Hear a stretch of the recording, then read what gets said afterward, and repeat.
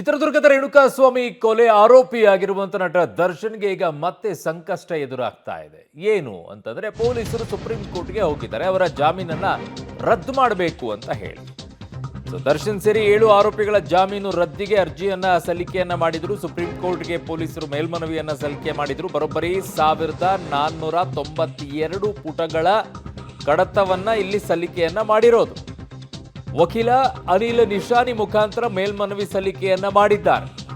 ಹಾಗಿದ್ದಾಗ ಈ 1492 ಪುಟಗಳ ಕಡತದಲ್ಲಿ ಇರುವುದಾದರೂ ಏನಂತ ಇವರು ಜಾಮೀನು ರದ್ದು ಮಾಡಿ ಅಂತ ಕೇಳಿಕೊಂಡಿದ್ದಾರೆ. ಬಹಳ ಮುಖ್ಯವಾಗಿದೆ. ಅವುಗಳನ್ನೆಲ್ಲ ಒಂದೊಂದಾಗಿ ನೋಡ್ತಾ ಹೋಗಬೇಕು. ಯಾಕೆ ಜಾಮೀನು ರದ್ದು ಮಾಡಬೇಕು?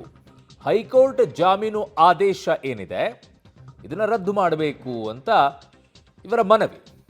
ಯಾಕೆ? ಕಾಮಾಕ್ಷಿಪಾಳ್ಯ ಠಾಣೆಯಲ್ಲಿ ದಾಖಲಾದಂಥ FIR ಮತ್ತು ದೂರಿನ ಪ್ರತಿಯನ್ನ ಕೂಡ ಅದರಲ್ಲಿದ್ದಾರೆ. ಜೊತೆಗೆ ಮರಣೋತ್ತರ ಪರೀಕ್ಷೆಯ ವರದಿಯನ್ನ ಕೂಡ ಅದಕ್ಕೆ ಅಟ್ಯಾಚ್ ಮಾಡಿದ್ದಾರೆ. ಅದರ ಜೊತೆಗೆ ಆರೋಪಿಗಳ ಗ್ರೌಂಡ್ಸ್ ಆಫ್ ಅರೆಸ್ಟ್ ಅನ್ನುವಂಥದ್ದನ್ನು ಕೂಡ ಮುಖ್ಯವಾಗಿ ಇದು ಒಂದು ಕೇಸ್ನಲ್ಲಿ ಕೋರ್ಟ್ಗೆ ಸಲ್ಲಿಸಿರುವಂಥ ಅಂತಿಮ ವರದಿಯ ತರ್ಜುಮೆಯ ಪ್ರತಿಯನ್ನ ಕೂಡ ಸಲ್ಲಿಕೆಯನ್ನ ಮಾಡಿದ್ದಾರೆ. ಅದನ್ನು ಇಂಗ್ಲಿಷಲ್ಲಿ ತರ್ಜುಮೆಯನ್ನ ಮಾಡಿ ಕೊಡಬೇಕು ಕೊಟ್ಟಿದ್ದಾರೆ. ಪ್ರತ್ಯಕ್ಷದರ್ಶಿಗಳ ಹೇಳಿಕೆಯ ತರ್ಜುಮೆಯ ಕಾಪಿ ಕೂಡ ಬೇಕಾಗುತ್ತೆ. ಯಾರ್ಯಾರು ಏನೇನು ಹೇಳಿಕೆ ಕೊಟ್ಟರು, ಸಾಕ್ಷಿಗಳು ಅಂತ ಹೇಳಿ. ಪೋಸ್ಟ್ ಮಾರ್ಟಮ್ ವರದಿ ಬಹಳ ಇಂಪಾರ್ಟೆಂಟ್. ಮರಣೋತ್ತರ ಪರೀಕ್ಷೆ ವರದಿ, FSL ರಿಪೋರ್ಟ್ ಇದಿನ್ನೂ ಕೂಡ ಇಂಪಾರ್ಟೆಂಟು. CDR, ಇನ್ನೊಂದಿಷ್ಟು ಮಗದೊಮ್ಮೆ ಮತ್ತೊಮ್ಮೆ ಪಂಚನಾಮೆಯ ವರದಿ, ಇವೆಲ್ಲವನ್ನು ಕೂಡ ಅದಕ್ಕೆ ಅಟ್ಯಾಚ್ ಮಾಡಿದ್ದಾರೆ. ಆರೋಪಿಗಳ ಬಳಿ ವಶಪಡಿಸಿಕೊಂಡಂತಹ ಡಿಜಿಟಲ್ ವಸ್ತುಗಳ ವಿಶ್ಲೇಷಣೆ, ಅಂದರೆ ಮೊಬೈಲ್ನಲ್ಲಿ ಸಿಕ್ಕಂಥ ಫೋಟೋ, ಇವೆಲ್ಲವೂ ಕೂಡ ಮುಖ್ಯವಾಗುತ್ತೆ. ಸೆಷನ್ಸ್ ಕೋರ್ಟ್ನಲ್ಲಿ ಜಾಮೀನು ಅರ್ಜಿ ವಜಾ ಆದೇಶದ ಪ್ರತಿಯನ್ನ ಇಟ್ಟಿದ್ದಾರೆ. ದರ್ಶನ್ಗೆ ನೀಡಿದ್ದ ಮಧ್ಯಂತರ ಜಾಮೀನು ಆದೇಶದ ಪ್ರತಿಯನ್ನ ಸೆಷನ್ಸ್ ಕೋರ್ಟಲ್ಲಿ ವಜಾ ಆಗತ್ತೆ, ಆದರೆ ಹೈಕೋರ್ಟ್ನಲ್ಲಿ ಜಾಮೀನು ಕೊಡ್ತಾರೆ. ಹಾಗಾಗಿ ಅದರ ಪ್ರತಿಯನ್ನ ಕೂಡ ಅದಕ್ಕೆ ಅಂಟಿಸಿದ್ದಾರೆ.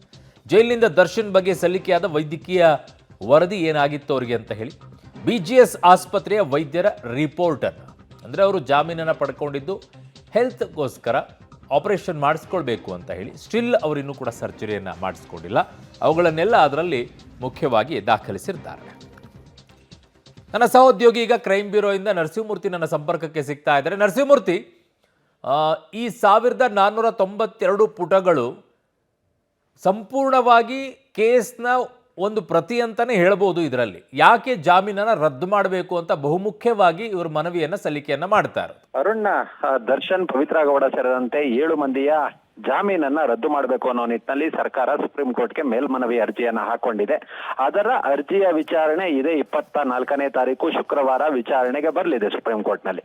ಹೀಗಾಗಿ ಸರ್ಕಾರದಿಂದ ಸುಪ್ರೀಂ ಕೋರ್ಟ್ ನಲ್ಲಿ ವಾದ ಮಾಡೋದಕ್ಕೆ ಅಂತೇಳಿ ನೇಮಕವಾಗಿರುವ ಪಬ್ಲಿಕ್ ಪ್ರಾಸಿಕ್ಯೂಟರ್ ಅನಿಲ್ P. ನಿಶಾನಿ ಅವರು ಸುಮಾರು 15 ಕಡತಗಳನ್ನ ಈಗಾಗಲೇ ಸುಪ್ರೀಂ ಕೋರ್ಟ್ಗೆ ಸಲ್ಲಿಕೆ ಮಾಡುವ ಕೆಲಸವನ್ನ ಮಾಡಿದ್ದಾರೆ ಅನ್ನೋ ಮಾಹಿತಿಗಳು ಲಭ್ಯವಾಗ್ತಿದೆ. ಬರೋಬ್ಬರಿ 1492 ಪುಟಗಳಷ್ಟು ಈ ಒಂದಷ್ಟು ಕಡತಗಳು. ಯಾವ್ಯಾವ ಕಡತಗಳು? ಕಾಮಾಕ್ಷಿಪಾಳ್ಯದಲ್ಲಿ ಮೊದಲು ದಾಖಲಾದಂತಹ FIR, ಅದಾದ ಬಳಿಕ ಆರೋಪಿಗಳ ಅರೆಸ್ಟ್ ಪ್ರೊಸೀಜರ್ ಇರಬಹುದು, ಅದಾದ್ಮೇಲೆ ಆ CDR report, FSL report, post mortem report, lower court ಇವರ ಜಾಮೀನನ್ನ ರದ್ದು ಮಾಡಿರೋದು, ಹೈಕೋರ್ಟ್ ನಲ್ಲಿ ಮಧ್ಯಂತರ ಜಾಮೀನು ಸಿಕ್ಕಿರೋದು, ಹೀಗೆ 15 ಅಡಕಗಳನ್ನ ಒಳಗೊಂಡಂತಹ 1492 ಪುಟಗಳಷ್ಟು ಒಂದಷ್ಟು ಮಾಹಿತಿಯನ್ನ ಒಳಗೊಂಡಂತಹ ದಾಖಲಾತಿಗಳನ್ನ ಸುಪ್ರೀಂ ಕೋರ್ಟ್ಗೆ ಕೊಟ್ಟಿದ್ದಾರೆ.